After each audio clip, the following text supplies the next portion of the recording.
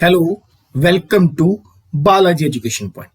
Basically guys, आज का जो वीडियो रहेगा वो वीडियो रहेगा 10th ऑफ अगस्त के सबसे इंपॉर्टेंट करंट अफेयर्स के ऊपर, प्लस उनसे जुड़ी हुई कुछ इंपॉर्टेंट स्टैटिक जीके। अगर आप किसी ऐसे एग्जाम की तैयारी कर रहे हैं, SSC, bank, railway, state PCS, UGC net, CLAT या अदर एग्जाम जिसमें जर्नल जीके पूछा जाता है प्लस करंट अफेयर पूछा जाता है, तो ये वीडियो आपके लिए बहुत ज्यादा हेल्पफुल रहने वाला है। Hello, this lecture is presented by me, my name is Jatin Singla. चलिए, अगर इस लेक्चर के रिगार्डिंग आपका कोई डाउट है तो आप मुझे मेल कर सकते हैं। मेरा मेल एड्रेस है jatinsinglajain@gmail.com। इसके अलावा मेरी इस वीडियो का और अन्य वीडियो का जो पीडीएफ है वो आपको मिलेगा मेरे official Telegram channel that is Balaji education point के ऊपर। जब भी आप ये चैनल ज्वाइन करें तो आपको ये ऑफिशियल लोगो जरूर देखना है। इसके अलावा मुझे डायरेक्ट मैसेज कर सकते हैं इंस्टाग्राम के ऊपर। मेरा इंस्टाग्राम हैंडलर है जतिन सिंगला 10103। क्लियर? चलिए लेते हैं आज की पहली न्यूज। आज की पहली न्यूज है श्रीलंका के प्राइम मिनिस्टर इलेक्शन से जुड़ी हुई। अगर आप भारत के नक्शे को देखें तो हमारी सदर्न टिप पे यहां पर एक छोटा सा बैलून जैसा कंट्री पाया जाता है, this is called the Sri Lanka. Okay, this is called the Sri Lanka. Okay, अब देखिए श्रीलंका के अंदर हाल ही में प्रधानमंत्री पद को लेकर इलेक्शन हुए हैं और वहां पे एक पॉलिटिकल पार्टी है श्रीलंका पीपल्स पार्टी, उसके मुखिया हैं that is called Mahindra Rajapaksa. और महिंद्रा राजपक्षा श्रीलंका के 4th टाइम प्राइम मिनिस्टर चुने गए हैं। Very very important. ठीक है, श्रीलंका के पीपल्स पार्टी के मुखिया महिंद्रा राजपक्षा को हाल ही में श्रीलंका का प्राइम मिनिस्टर चुना गया है 4th टाइम।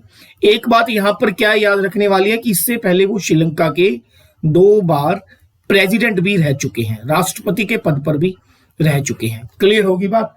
नेक्स्ट, एक चीज और क्या याद रखनी है, श्रीलंका हमारे लिए स्ट्रेटेजिक तौर पर बहुत इंपॉर्टेंट है। इंडिया और श्रीलंका जो है they both are in member of SAARC. एक संस्था है जिसको हम बोलते हैं SAARC, south Asian association for the regional corporation. SAARC के अंदर टोटल 8 कंट्रीज मेंबर हैं, जिसमें से एक इंडिया है और एक श्रीलंका है। ये बात याद रखिएगा। प्लस आपको याद रखना है सार्क का जो हेडक्वार्टर है वो आपको मिलेगा काठमांडू, नेपाल के अंदर। काठमांडू, नेपाल के अंदर। क्लियर? तो प्यारे बच्चों, इस स्लाइड से 2 क्वेश्चन निकलते हैं कि हाल ही के अंदर श्रीलंका के नए प्राइम मिनिस्टर चुने गए हैं, उनका नाम क्या है? महिंद्रा राजपक्षा। या फिर यही दोबारा चुने गए हैं, कौन सी भी बार चुने गए हैं? 4th टाइम चुने गए हैं। इससे पहले ये 2 बार श्रीलंका के प्रेसिडेंट भी रह चुके हैं। क्लियर होगी बात? आगे बढ़ते हैं।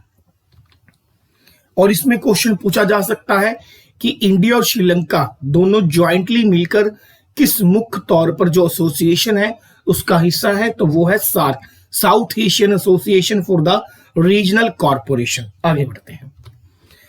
नेक्स्ट न्यूज लेते हैं। 9th ऑफ अगस्त को मनाया जाता है वर्ल्ड ट्राइबल डे। ट्राइबल जिसे हम लोग आदिवासी भी बोलते हैं, आदिवासी भी बोलते हैं।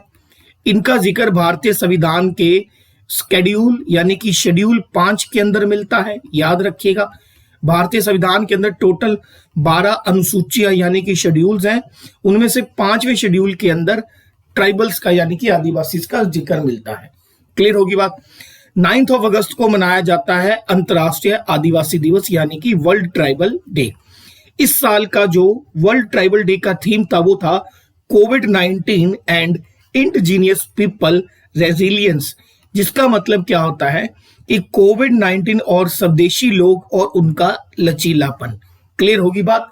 कोविड-19 and indigenous people for the resilience.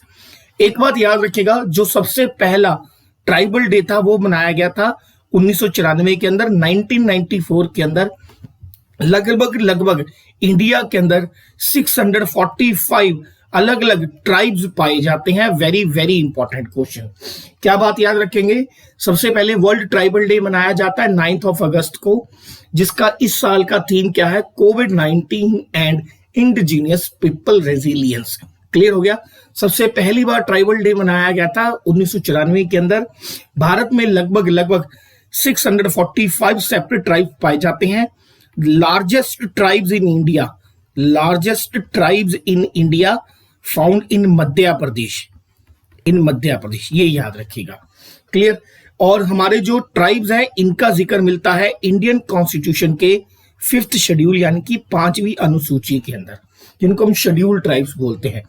2011 की सेंसस के अनुसार, 2011 की जनगणना के अनुसार भारत में लगभग 10 करोड़ से ज्यादा ट्राइब्स पाए जाते हैं। क्लियर होगी बात।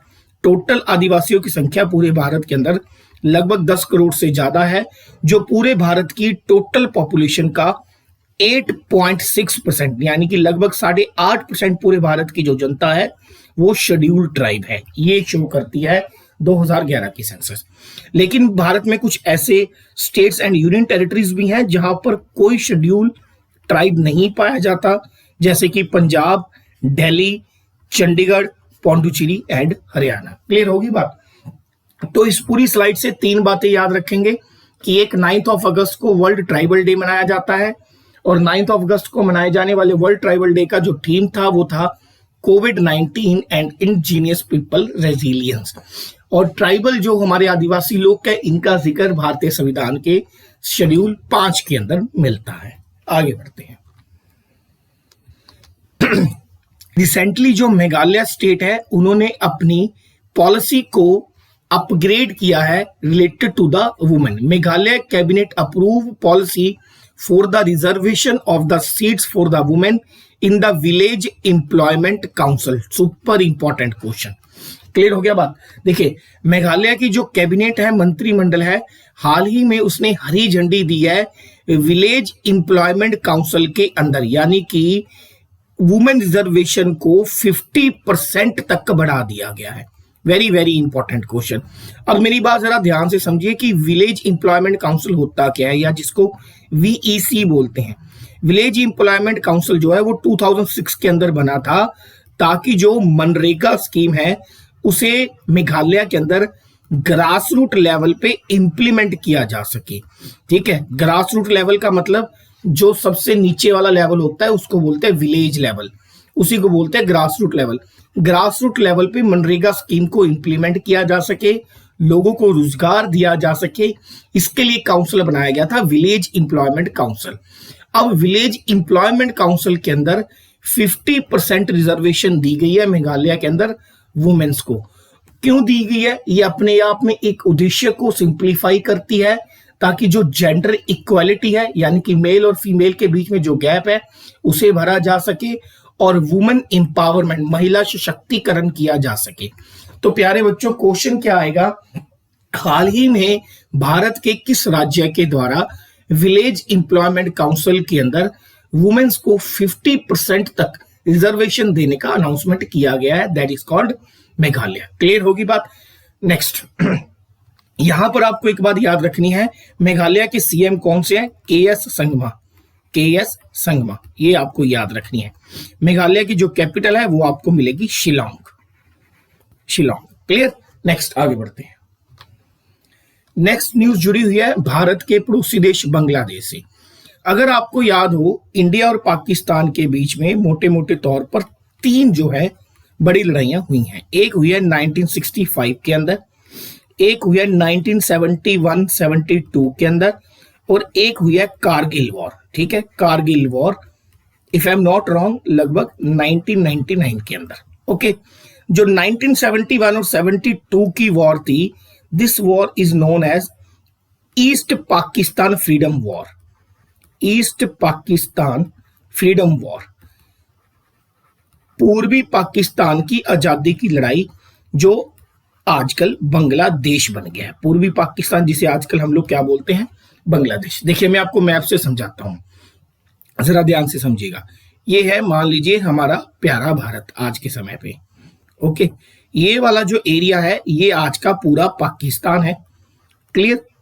और यहां पर एक छोटा सा और कंट्री है जिसको हम बोलते हैं बांग्लादेश। भारत के पूर्व की सीमाओं को लगता है बांग्लादेश। पहले बांग्लादेश और पाकिस्तान एक ही था, जिसको हम बोलते थे पूरा कंप्लीट पाकिस्तान। लेकिन 1971 के अंदर जब इंदिरा गांधी की सरकार थी, तो यहां पर ये वाला जो बांग्लादेश है उस समय इसे बोलते थे ईस्ट पाकिस्तान, यानी कि पूर्व पाकिस्तान। तो ईस्ट पाकिस्तान की लिबरेशन के लिए, आजादी के लिए हमने अपनी आर्मी भेजी थी और इसे अलग मुल्क बनाया था, यानी कि पाकिस्तान के दो टुकड़े किए थे और इसका नाम रखा गया था बांग्लादेश। अब 1971 में बांग्लादेश की लिबरेशन वॉर में हमारे इंडिया के बहुत सारे सोल्जर जो थे शहीद हुए थे। क्लियर होगी बात। अब 1971 के अंदर अगर मैं 50 साल जोड़ दूं तो ये लगभग बनेगा आपके पास 2021। क्लियर होगी। तो 2021 के अंदर 50वीं सालगिरह बनाई जा रही है बांग्लादेश की लिबरेशन वॉर की, आजादी की लड़ाई, जो किसने लड़ी थी? इंडियन सोल्जर ने। और उन इंडियन सोल्जर्स जिन्होंने बांग्लादेश की आजादी की लड़ाई में लड़ते लड़ते अपने प्राण दे दिए, उनके लिए एक मेमोरियल यानी कि एक यादगार बिल्डिंग बनाई जा रही है बांग्लादेश के अंदर। Very very important question. हाल ही में किस देश ने 1971 की लिबरेशन वॉर के अंदर इंडियन सोल्जर्स जो शहीद हुए थे उनको श्रद्धांजलि अर्पित करते हुए अपने यहां पर एक मेमोरियल बनाने की अनाउंसमेंट करी है? तो वो देश है जी बांग्लादेश। Very very important. तो वो देश आपको मिलेगा कौन सा? बांग्लादेश। क्लियर। आपको एक बात याद रखनी है कि बांग्लादेश के अंदर हमारे जो हाई कमिश्नर है उनका नाम है Riva Ganguly. Bangladesh Indian high commissioner to the Bangladesh is called Riva Ganguly. एक बार मैं आपको बता भी देता हूं, देखिए, Bangladesh will construct a memorial for the Indian soldiers martyred during the country's liberation war in 1971. The memorial will be constructed coinciding with the 50th anniversary of liberation of the Bangladesh. Clear? Next, आगे बढ़ते हैं। पीयूष गोयल, ये important question है। पीयूष गोयल जो हमारे इस समय railway minister हैं, पीयूष गोयल, एंड प्रहलाद जोशी जो इस समय हमारे जो है पार्लियामेंट्री अफेयर मिनिस्टर हैं। पीयूष गोयल और प्रहलाद जोशी ने मिलकर एक रेलवे म्यूजियम का उद्घाटन किया है और ये रेलवे म्यूजियम कर्नाटका के हुबली में ओपन किया गया है। Very very important. इस तरीके के जो म्यूजियम होते हैं ये अपने आप में एक टूरिस्ट अट्रैक्शन होते हैं। ठीक है, टूरिस्ट अट्रैक्शन होते हैं, एक तरीके से टूरिस्ट बढ़ता है जरूर। जैसे मान लो आप कभी कर्नाटका गए तो आप जरूर जाएंगे कि मुझे एक ऐसा म्यूजियम देखना है जो स्पेशली रेलवे के ऊपर बनाया गया है। क्लियर। तो हाल ही में भारत के रेलवे मंत्री पीयूष गोयल के द्वारा एक रेलवे म्यूजियम का उद्घाटन किया गया है। तो वो कहाँ किया गया है? कर्नाटका के हुबली के अंदर। ये सदर्न रेलवे के द्वारा यानी कि सदर्न दक्षिण रेलवे में ओपन किया गया दूसरा सेकंड रेलवे म्यूजियम है। इससे पहले जो रेलवे म्यूजियम था वो बनाया गया था मैसूर के अंदर, मैसूर के अंदर। तो सदर्न रेलवे का सेकंड जो है ये रेलवे म्यूजियम है। आपको याद रखना है कि भारत के अंदर लगभग 18 यानी कि 18 रेलवे जोन है, 18 रेलवे जोन है। जैसे कि ये हो गया नॉर्दर्न रेलवे जोन, ये हो गया सदर्न रेलवे जोन, ये हो गया ईस्टर्न रेलवे जोन, ये हो गया वेस्टर्न रेलवे जोन। क्लियर। ये हो गया सेंट्रल रेलवे जोन। इस तरीके से 18 रेलवे जोन है। इनमें से 4 रेलवे जोन के आपको हेड ऑफिस याद होने चाहिए। जैसे नंबर 1, नॉर्दर्न रेलवे जोन का हेड ऑफिस कहाँ है? तो नॉर्दर्न रेलवे जोन का हेड ऑफिस आपको मिलेगा दिल्ली के अंदर। उसके बाद आ गया वेस्टर्न रेलवे जोन। तो वेस्टर्न यानी कि पश्चिमी रेलवे जोन का जो हेडक्वार्टर है वो आपको मिलेगा मुंबई के अंदर। क्लियर होगी बात। उसके बाद आपके पास आ गया ईस्टर्न रेलवे जोन। तो ईस्टर्न रेलवे जोन का जो हेडक्वार्टर है प्यारे बच्चों वो आपको मिलेगा वेस्ट बंगाल कोलकाता के अंदर। क्लियर। सदर्न रेलवे जोन यानी कि दक्षिण रेलवे जोन जो है उसका हेडक्वार्टर प्यारे बच्चों आपको मिलेगा चेन्नई, तमिलनाडु, चेन्नई के अंदर। क्लियर होगी बात। तो इन 4 रेलवे जोन को आपका हेडक्वार्टर आपको याद जरूर होना बहुत जरूरी है। ठीक है जी। तो इस स्लाइड से क्वेश्चन क्या आएगा कि हाल ही में भारत के रेलवे मंत्री पीयूष गोयल के द्वारा एक रेलवे म्यूजियम ओपन किया गया है सदर्न रेलवे जोन के अंदर। तो वो कहाँ किया गया है? कर्नाटका के हुबली में। और ये सदर्न रेलवे जोन के अंदर बनाया गया सेकंड म्यूजियम है।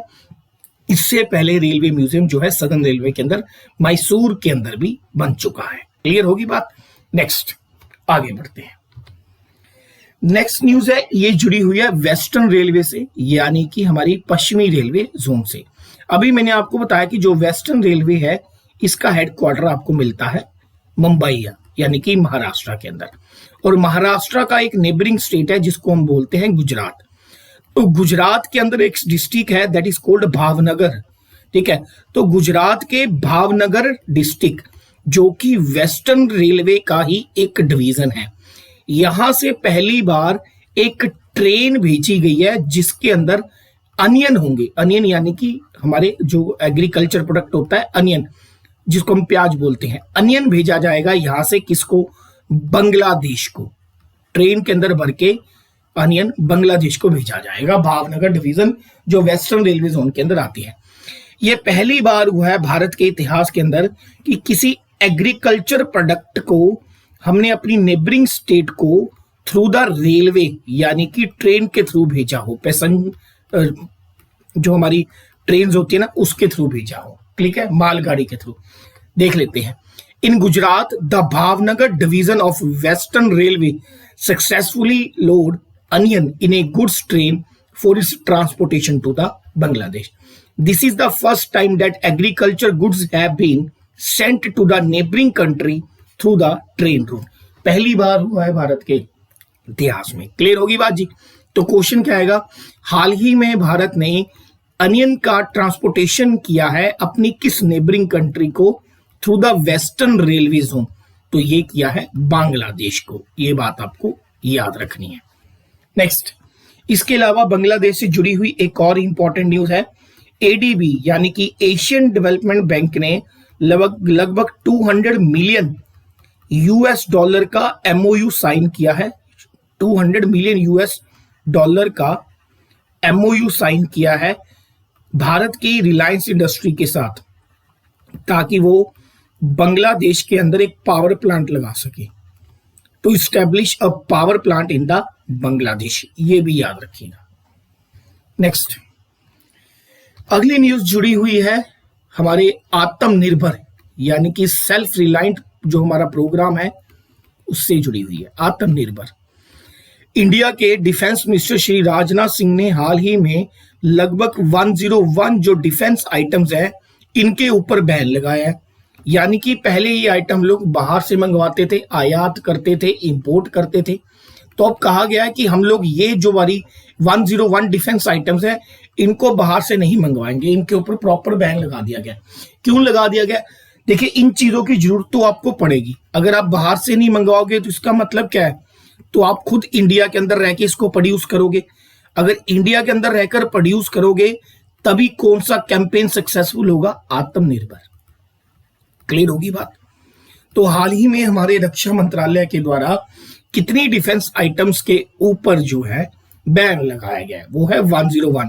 क्यों लगाया गया? ताकि आत्मनिर्भर बन सके। हमारे जो रक्षा मंत्रालय है उनके द्वारा एक रिपोर्ट दी गई है जिसका कहना है कि लगभग 2020 से लेकर लगभग 2024 तक, यानी कि लगभग 4 से 5 साल के पीरियड के अंदर हमारी जो डोमेस्टिक यानी कि जो घरेलू डिफेंस से जुड़ी हुई कंपनीज है उनको लगभग 4 लाख करोड़ रुपए का जो है बिजनेस मिलेगा।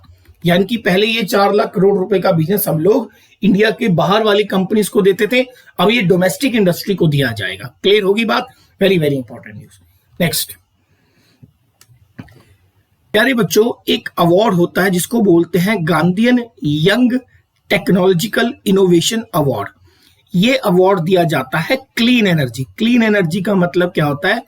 इस तरीके की कोई एनर्जी या रिसर्च जो पॉल्यूशन रहित है, ठीक है, जिससे पॉल्यूशन नहीं होता लेकिन फिर भी एनर्जी पैदा होती है। एग्जाम्पल के तौर पर किसी ऐसे तरीके से इलेक्ट्रिसिटी प्रोड्यूस करना जो अपने आप में क्लीन है, पॉल्यूशन फ्री है, ठीक है। ये अवार्ड दिया गया है IIT Indian institute of technology Kharagpur के कुछ अनुसंधान से जुड़े हुए साइंटिस्ट को। क्लियर होगी बात? यहां पर आप देख सकते हैं ये 4 लोग हैं आईआईटी खड़गपुर से जुड़े हुए। ये 4 साइंटिस्ट को इस साल का Gandhian young technological innovation award दिया गया है। क्यों दिया गया है? इन्होंने एक टेक्नोलॉजी जो है प्रोड्यूस करी है जिसको हम बोलते हैं नैनो टेक्नोलॉजी। अब ये नैनो टेक्नोलॉजी क्या है? हमारे जो वेट क्लोथ होते हैं यानी कि गीले कपड़े होते हैं, इनको सुखाने के लिए हम लोग सनलाइट के अंदर डालते हैं। सनलाइट के अंदर यानी कि इनको ड्राई करने के लिए सूरज की रोशनी के अंदर।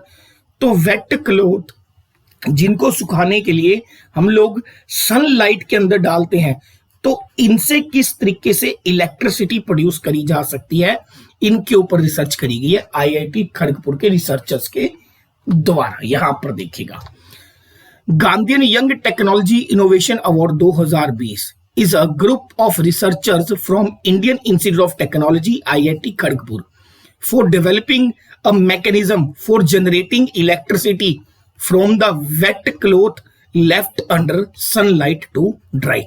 एक ऐसे तरीके का मैकेनिज्म टेक्नोलॉजी का प्रोड्यूस करना जो गीले कपड़े सनलाइट के अंदर रखे जाते हैं ताकि वहां से हम लोग इलेक्ट्रिसिटी प्रोड्यूस कर सके। इस टेक्नोलॉजी के इनोवेशन के लिए आईआईटी खड़गपुर के रिसर्च को इस साल का गांधीयन यंग टेक्नोलॉजियन इनोवेशन अवार्ड दिया गया है। Very very very important question. Next, Delhi airport authority ने हाल ही में एक पोर्टल लॉन्च किया है जिसका नाम है एयर सुविधा पोर्टल। ठीक है, दिल्ली एयरपोर्ट अथॉरिटी के द्वारा हाल ही में एक वेब पोर्टल यानी कि एक तरीके का वेबसाइट लॉन्च किया गया है जिसका नाम है Air Suvidha portal. Now what the mean of air Suvidha portal. अब एयर सुविधा पोर्टल करेगी क्या, जो बाहर से हमारे फॉरेनर्स इंडिया आते हैं तो उनको पहले एक सेल्फ डेक्लेरेशन फॉर्म फिल करना होता है कि वो बाहर से आए हैं और आते ही वो खुद को क्वारंटाइन करेंगे अपने घर के अंदर।